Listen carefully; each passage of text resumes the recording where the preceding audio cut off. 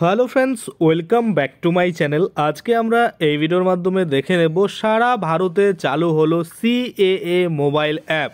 নাগরিকত্ব পেতে অবশ্যই আপনারা এই মোবাইল অ্যাপের মাধ্যমে আবেদন করতে পারবেন। দেখুন, সিএএ 2019 লিখে এরকম একটা কিন্তু আপনাদের জন্য অ্যাপ বানিয়ে দেওয়া হয়েছে। তো কারা ভারতের নাগরিকত্ব পাবে, কারা পাবে না, প্রতিনিয়ত কিন্তু আমি আপনাদের জন্য ভিডিও বানিয়ে যাচ্ছি।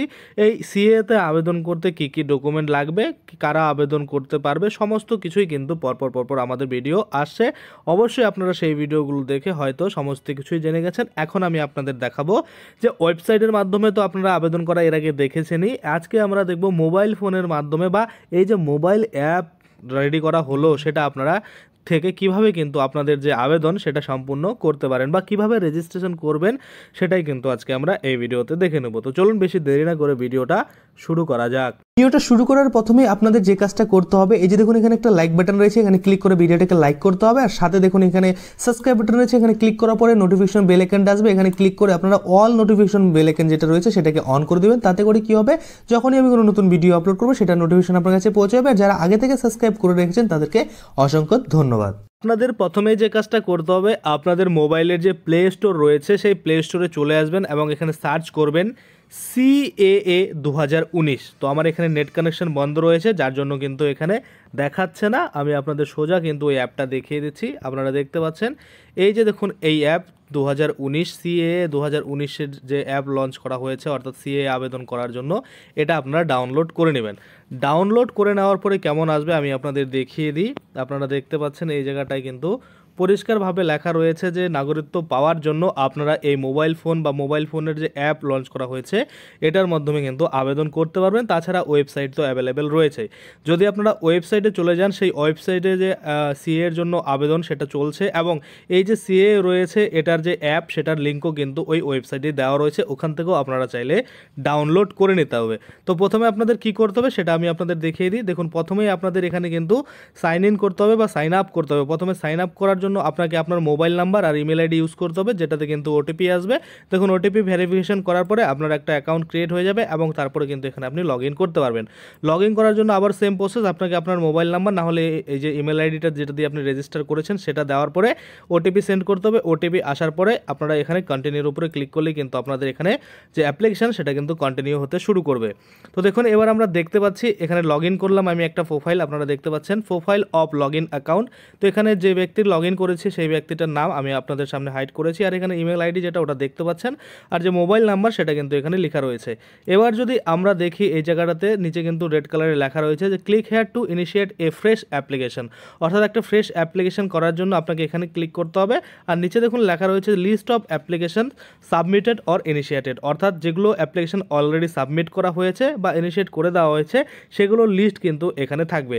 তো এই ব্যক্তি যেহেতু একদম নতুন, কোনো রকম সাবমিট করেনি অ্যাপ্লিকেশন, সেক্ষেত্রে কিন্তু কোনো কিছুই দেখাচ্ছে না। এখানে ক্লিক করে এই ব্যক্তি কিন্তু এখানে একটা নতুন করে অ্যাপ্লিকেশন করতে পারে। তো আমরা এখানে ক্লিক করে দেবো click here to initiate A fresh application. তো এখানে ক্লিক করে দেওয়ার পরে পরবর্তী পেজে কিন্তু এরকম চলে আসবে কোশ্চিন উত্তর, যেটা আমি আপনাদের আগের ভিডিওতেও বলেছিলাম যে কোশ্চিন উপরে ভিত্তি করে আপনার জন্য কিন্তু নতুন একটা ফর্ম খুলবে, আর সেই ফর্মটাতেই কিন্তু আপনাকে আপনার যে ডিটেল সেটা কিন্তু দিতে হবে। তো পরপর এখানে আপনাকে সুন্দর করে কোশ্চেনের উত্তরগুলো কিন্তু দিতে হবে। দেখুন, এক নম্বরে কি বলেছে, এক নম্বরে বলেছে did you enter India on or before 31/12/2014, অর্থাৎ 31/12/2014 আগে আপনি ইন্ডিয়াতে ঢুকেছিলেন কিনা বা প্রবেশ করেছিলেন কিনা। তো আমি ইয়েস করলাম। ইয়েস করার পরে কিন্তু পরবর্তী কোশ্চেন আসলো। যদি আপনারা এখানে নো করেন যে আপনারা 14 সালের পরে এসেছেন, তাহলে আপনাদের অ্যাপ্লিকেশান এখানেই শেষ, আর আপনাকে করতে হবে না, অর্থাৎ আপনি কিন্তু এখন আবেদনই করতে পারবেন না। যখনই আমি ইয়েস করলাম, দ্বিতীয় কোশ্চেন আমাকে বলা হলো যে which country's national you are, অর্থাৎ আমি কোথা থেকে এসেছি সেটা কিন্তু বলছে। তো পাকিস্তানি আমি, না আফগানিস্তানি, না বাংলাদেশি, না অন্য আদার কোনো কান্ট্রি থেকে এসেছি সেটা দিতে হবে।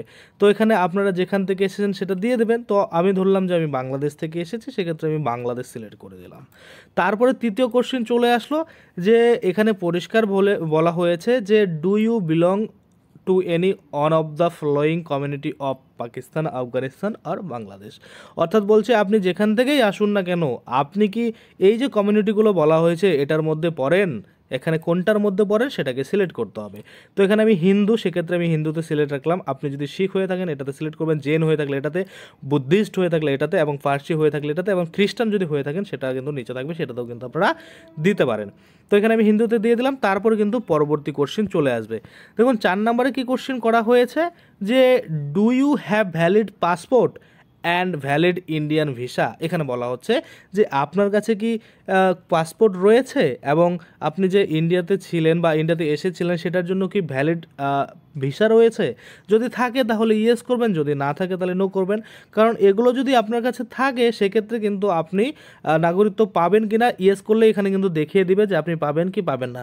তো আমার কাছে ভ্যালিড পাসপোর্টও নেই আর ভ্যালিড কোনো ভিসাও নেই, সেক্ষেত্রে আমি নোতে ক্লিক করলাম। তো আবারও একটা কোশ্চেন করা হয়েছে, সেখানে বলা হয়েছে, দেখুন দেখতে পাচ্ছেন যে are you a person of India origin and ordinary resident in India for 7 years. এখানে বলছে যে আপনি কি একজন ভারতীয় নাগরিক কিনা বা এখানেই ছিলেন কিনা, বা আপনি অন্য জায়গা থেকে এসে কম করে এখানে 7 বছর ধরে বসবাস করছেন কিনা। তো এখানে ইয়েস আমি করে দিলাম। তারপর দেখুন ইয়েস করতেই দেখাচ্ছে এখানে কোন ফর্ম আমাকে ফিল আপ করতে হবে সেটা কিন্তু এখানে বলা হচ্ছে। দেখুন based on the above information furnished by you, অর্থাৎ আপনি যেসব অ্যান্সারগুলো দিচ্ছেন তার উপর ভিত্তি করে you may apply for Indian citizenship under the following provisions. অর্থাৎ আপনি যে কোশ্চেন উত্তরগুলো দিলেন সেটার উপর ভিত্তি করে আপনি কিন্তু ইন্ডিয়ান নাগরিকত্বের জন্য আবেদন করতে পারেন। কত নাম্বার ধারাতে? দেখুন এখানে একটা ধারা দিয়েছে, সেটা বলা হচ্ছে registrations as a citizens of India under section 6B of the citizenship act 1955 by a person of Indian origin fulfilling the conditions under the sections 5 1 A of the act. এটা কিন্তু বলা হচ্ছে, যেটা নিয়ে কিন্তু এই যে 5 1 এ, 5 1 বি, 5 1 ই, এগুলো নিয়ে কিন্তু আমি অলরেডি একটা ভিডিও বানিয়েছি, এই সেকশনগুলো আপনারা দেখে নেবেন, তাহলে কিন্তু আপনাদের কনফিউশন হবে না। এবার আমাদের কি করতে হবে, এই যে এখানে টিকমার্ক লাগিয়ে তারপরে কিন্তু এখানে অ্যাকসেপ্ট অ্যান্ড সাবমিটের উপরে ক্লিক করতে হবে। মানে এবার কিন্তু মেন আপনাদের অ্যাপ্লিকেশন শুরু হবে। এতক্ষণ ধরে আপনি জানালেন যে আপনি কোথা থেকে এসেছেন, কবে এসেছেন এবং আপনার ন্যাশনালিটি কী রয়েছে, এগুলো কিন্তু সব কিছু যখন সিলেক্ট করা হলো, এবার ওর উপর ভিত্তি করে আপনার জন্য একটা ফর্ম খুললো, সেটা হচ্ছে 6B।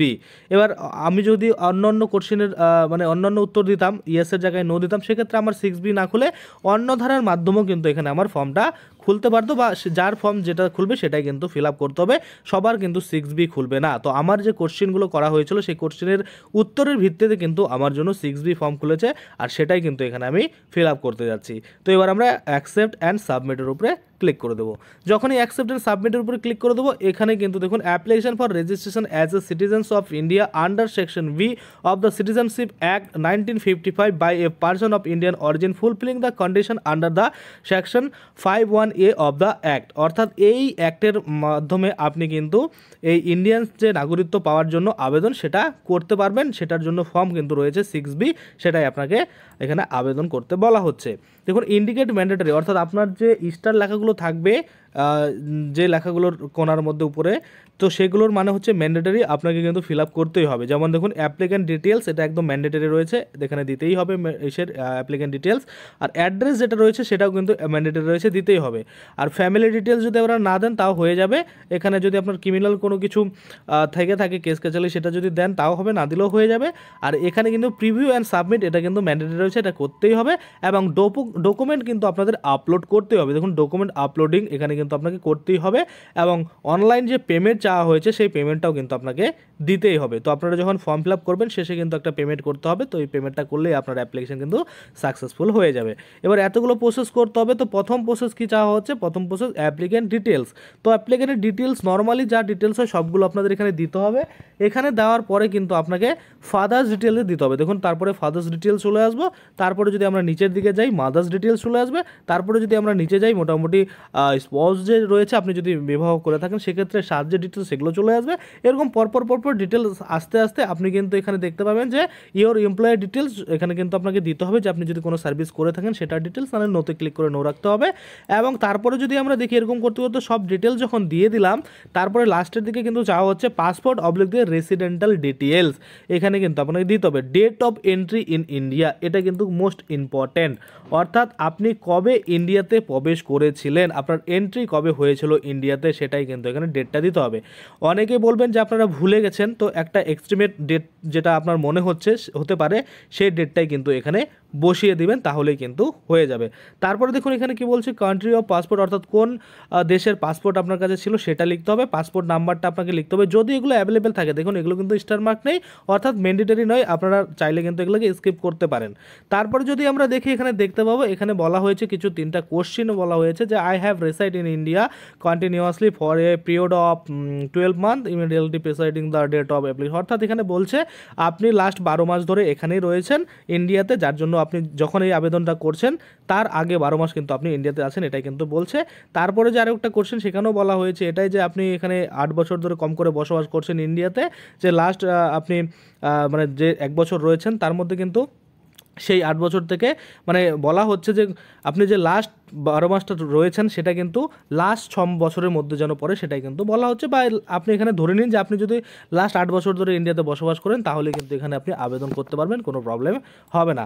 তারপরে এখানে আরও একটা কোশ্চেন করা হয়েছে সেটা হচ্ছে whether ink signed copy of the certificate of registration certificate of naturalisation is required, অর্থাৎ আপনাকে বলা হচ্ছে এই যে আপনি এখানে আবেদন করবেন তারপরে যে সার্টিফিকেটটা দেওয়া হবে সেটা কি আপনি এই যে কলমে সাইন করা যেটা থাকে ইঙ্ক সাইন সেটা আপনি নিতে চান কিনা। যদি নিতে চান তাহলে আপনাকে লোকাল যে অফিস থাকবে সেখান থেকে নিতে হবে, তাহলে আপনারা ইয়েসের উপরে ক্লিক করবেন। আর যদি নিতে না চান সেক্ষেত্রে আপনারা নো করবেন, কারণ অনলাইনে ডিজিটাল পেয়ে যাবেন, সেটাই আমার ভালো মনে হয়, তো আপনারা নোতে ক্লিক করতে পারেন।